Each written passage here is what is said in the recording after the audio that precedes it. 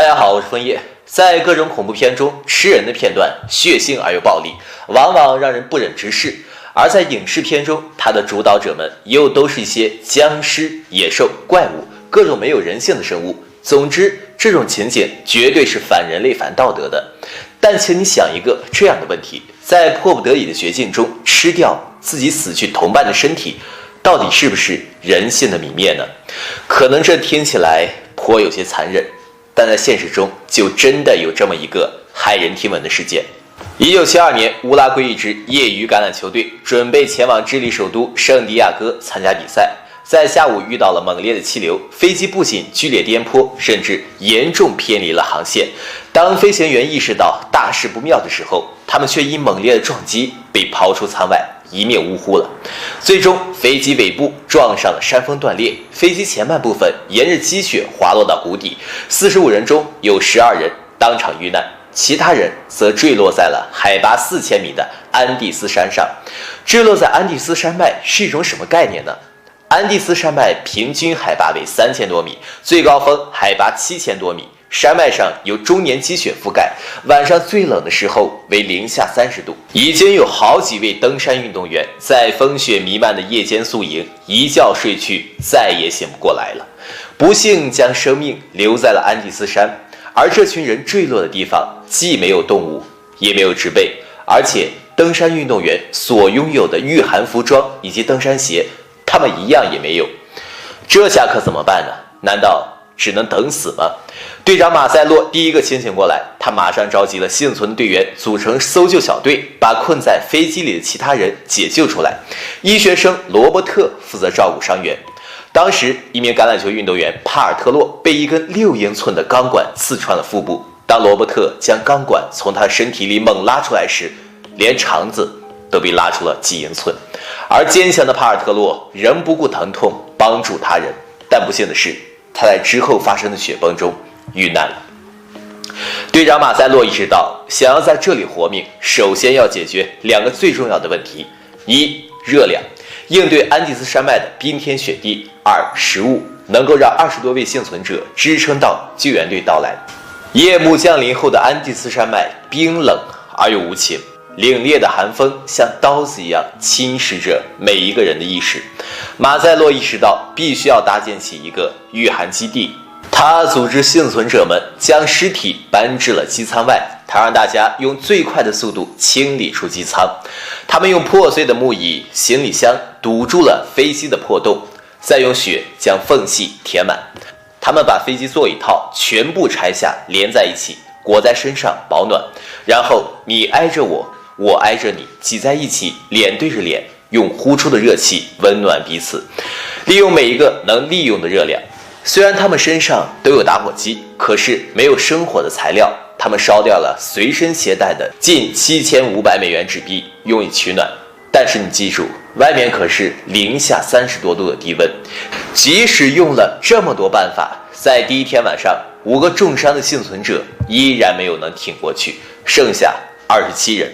在之后的几天里，为了寻找机会，他们试着下山求生，但陡峭而光滑的下山路以及肆虐的暴风雪很快封死了他们这个念头。为了能让搜救队员早点发现他们，幸存者们用仅存的口红在机舱的顶部写下了 SOS 求救图案，并且还用行李箱摆成了 SOS 字样。但在灾难发生第10天，一个毁灭性的消息传来，一名橄榄球运动员在机舱角落里找到了一个可以使用的收音机。他将收音机打开后，里面不断广播着这样一段话：政府相信已经没有幸存者，宣布放弃救援，所有搜救行动全部停止。寒风中的众人呆滞了，在此之前，支撑他们活下去的唯一信念就是他们相信搜救队员会很快找到他们。但此刻，这个信念破灭了，怎么办？靠自己的力量逃出这地狱式的安第斯绝境，堪比登天。可在这时候，偏偏祸不单行，第2个问题很快不期而至：补给。水源的问题解决起来很简单，这里遍地积雪，但是食物问题是最致命的。此刻，他们随身携带的沙丁鱼罐头、巧克力等食物早就吃光了。之后，他们还将行李箱上的牛皮以及飞机坐垫下的稻草啃下来，用于果腹。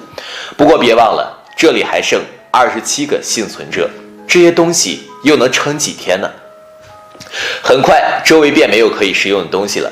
大家你看着我，我看着你，众人的目光缓缓扫到了外面空地上的队友尸体上。一个可怕的想法在众人心头油然而生，只有人肉才能让他们继续活下去。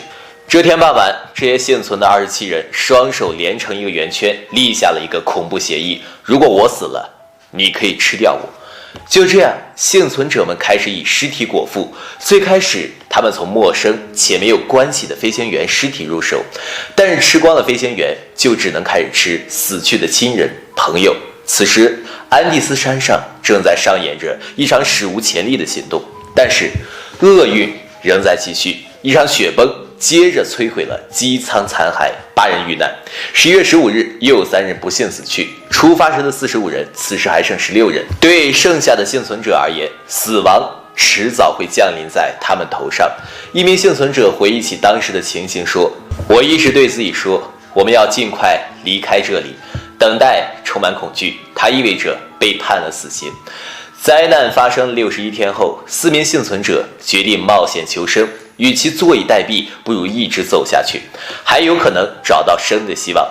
他们带着较为温暖的衣物与足量的人肉干向智利出发。在路途中，他们意外发现了飞机的尾部，里面还有许多乘客的手提箱，收获了一些香烟、糖果、干净的衣服。一路艰难跋涉，走了9天，经历了极度的疲惫和严寒，终于走出了雪线，到达了河谷地带。不久便看到了骑马的人。12月22日，也就是灾难发生的第72天，智利的空军救援队将所有的幸存者救出。高原反应、脱水、冻伤、骨折、坏血病以及营养不良等症状遍布在他们身上。被救出后，16位幸存者曾约定不对外说出吃人肉这件事，但群众的质疑响彻了社会。行李中的干粮怎么可能支撑2个月呢？他们是怎么活下来的？在猜测声中，有人无法承受良心的折磨，说出了真相。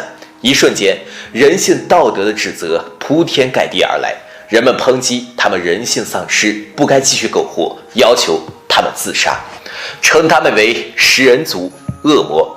对幸存者而言，他们也是极端痛苦的，因为他们吃的人要么是自己的朋友，要么是自己的至亲。但是为了能够活下去，他们不得不这么做。对于吃掉同伴的尸体，幸存者帕尔多说，在当时那种情况下，人类社会的规则不再属于我们，山中的规则由大自然决定，我们为了生存必须适应这一规则。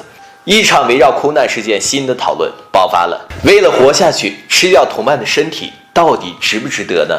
有人就说了，我宁愿与亲友一同死去，也不愿损坏他们的身体。